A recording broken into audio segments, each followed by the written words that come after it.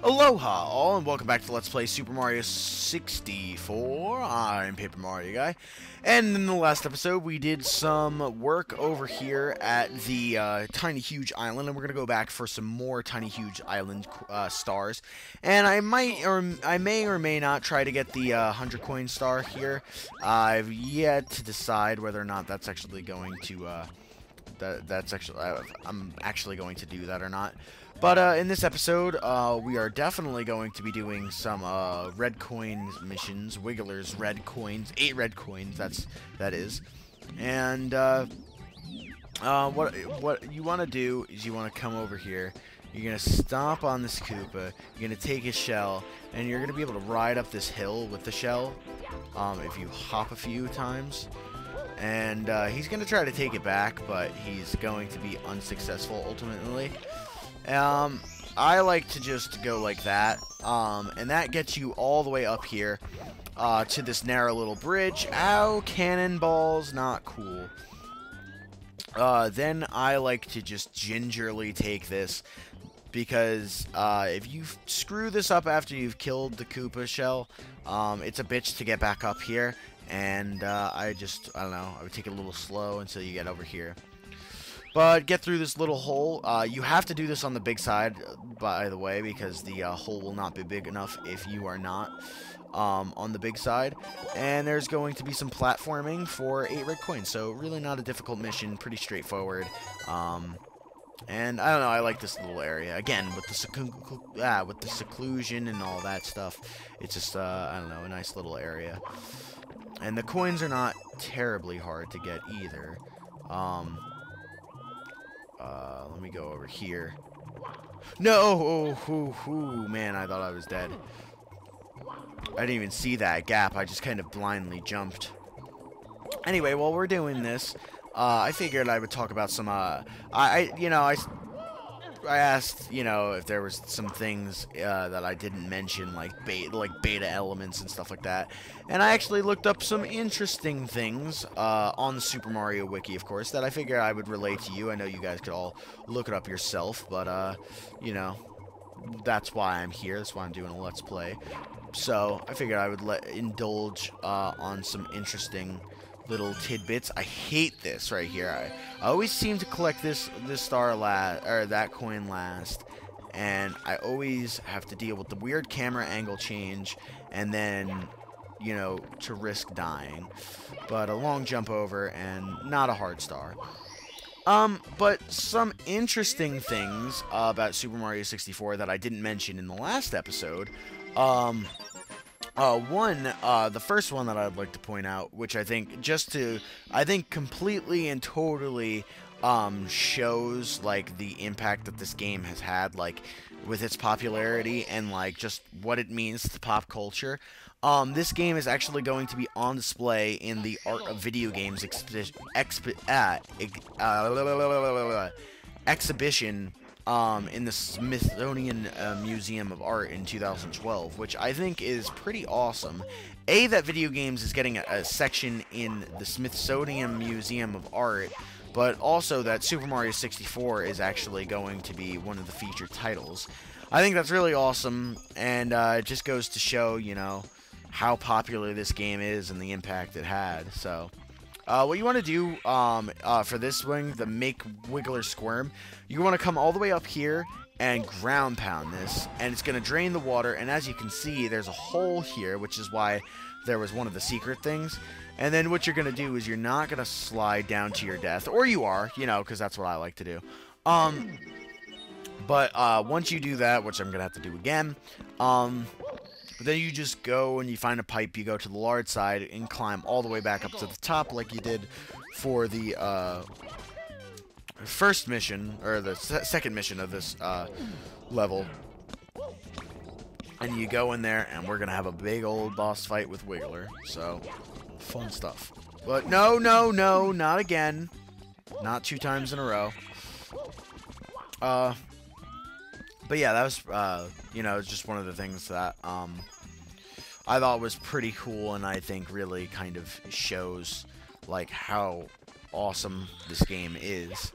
But there are, you know, a few little fun facts, a few little things that I, you know, definitely want to mention that I didn't mention last episode.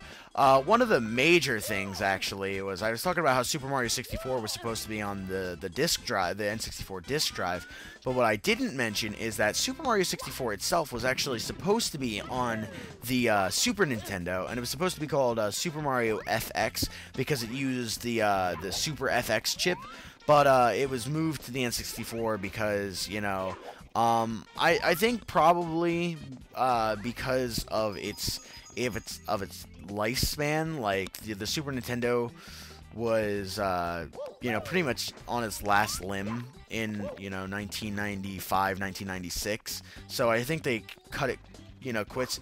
And I'm sure, you know, it had something to do with the fact that, like, they wanted to do more for the game than they actually had.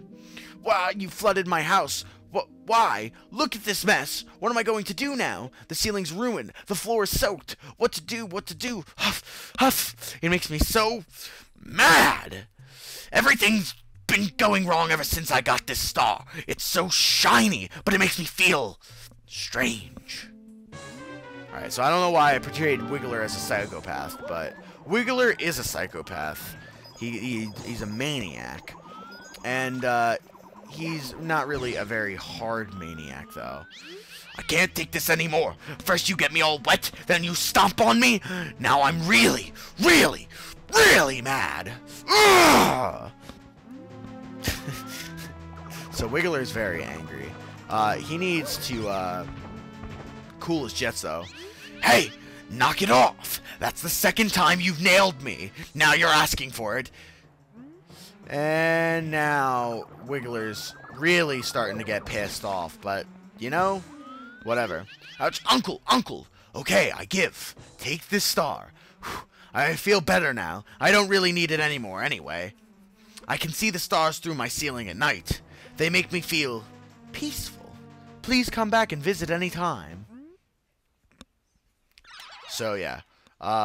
Wiggler has bipolar, and, he's very small. Oh, he went through. I was going to stomp on him for being an asshole. But whatever. There we go. Make Wiggler squirm. We're up to 97 wonderful grand stars. Or, well, not grand stars. Those are in Galaxy. But some of the other things, some of the little beta things that I figured I'd mention is that there was actually supposed to be a blarg in this game in Lethal Lava Land, which I actually didn't know for the longest time and only recently found out. We're gonna go back to Dire Docks, by the way. But there, you know, there's a lot of, and this happens for a lot of N64 games, I found. There's a lot of stuff that was left in the game, like codes that are just unused. And in Super Mario 64, some of them include the fact that the Big Boo in, you know, Big Boo's Haunt actually isn't, you know, doesn't carry a star, but rather a key, which was supposed to open, you know, various different doors in Big Boo's Haunt, which I guess would have made it more of like a, kind of like a puzzle type thing. I'm not quite sure. And apparently, you know, the flagpole was supposed to be a little bit more of a prominent feature in Super Mario 64. I'm not quite sure why they didn't go for that. I'm kind of glad that they didn't, because, to be honest, I've always preferred, you know, grabbing stars to the flagpole. That's why I'm kind of excited to finally play Super Mario 3D Land, which by the time that this episode's up, I might actually have gotten my hands on a copy, because I think this will probably wind up going up after Christmas. Oh, no, it definitely will go up after Christmas, so I'll have played it. So I'm interested to see how a flagpole-based goal area is like in a 3D environment, because I don't know, I've never imagined it to work, but I could be completely wrong.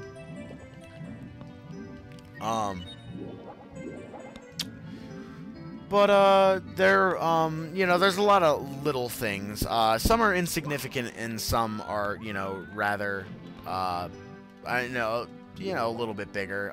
You know, there are some tracks that were apparently unused that were going to be, you know, in boss fights or something like that. Those weren't used, but that's not, you know, that's not really a big deal at the end of the day, you know, because all that is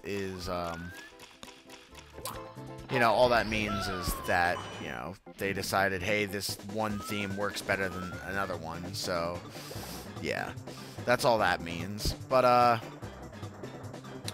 are we gonna get over in time? We are. Awesome. So we got that on our first try. You know, sometimes I don't get that quite in time. But, you know, there's little things like that, and, but then there's big things like, the fact that apparently it was supposed to be like a multiplayer game where Mario and Luigi were both supposed to run around.